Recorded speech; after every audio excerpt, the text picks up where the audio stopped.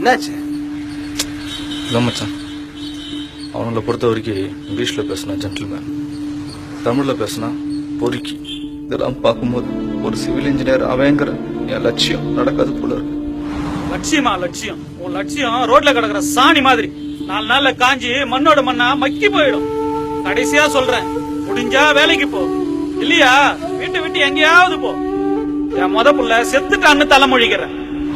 பிராங்கா சொல்லணும்னா என் கார்டை ஸ்வைப் பண்ணாதான் உன் பைக்கே ஓடும். இதுல லைஃப் எப்படி ஓட்டுறது? போதும், இதோட டீசெண்டா முடிச்சுக்கலாம். Let's break up Mahesh.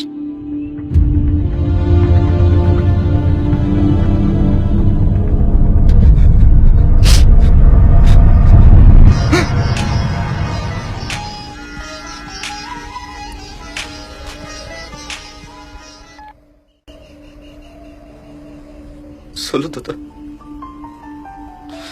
எப்படி இருக்க? நல்லா இல்ல மகேஷ், அதான் செத்து போயிடலான்னு முடிவு பண்ணிட்டேன். என்ன தாத்தா சொல்ற? என்னாச்சு? விவசாயி உசுரு, அதுக்கு ஒரு வேலை இருக்கு. அது செத்தாதான் கிடைக்கும், கவர்மெண்ட் தான் கொடுக்கும். அத வச்சு என் கடனை அடைச்சிடு.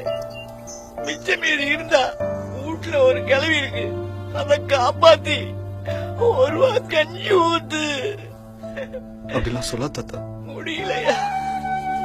அந்த வயசுல போராட முடியல. உங்க அப்பனும் என்ன விட்டு போயிட்டான். அதான் இருந்த 2 ஏக்கரையும் உன் பேர்ல எழுதிட்டேன். நீதான் இன்ஜினியர் ஆச்சு.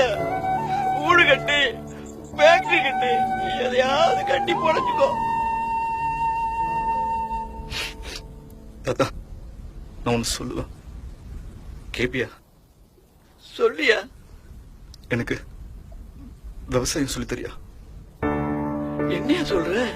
ஆமா தாத்தா, ஒரு நிலத்தை அழிக்கிற இன்ஜினியரா இருக்கிறத விட அந்த நிலத்தை காப்பாத்துற விவசாயியா இருக்கலாம்னு முடிவு பண்ணிட்டேன் தாத்தா. நான் இப்பயே கிளம்பி வரேன் தாத்தா. ஏன் கிளவி, ஊர்ல இருந்து நாளைக்கு என் பேர வர்றான். நானும் என் பேர சேர்ந்து விவசாயம் பண்ண போறோம். மச்சான், வேலை கிடைச்சிச்சு. என்ன வேலைடா? விவசாயம்.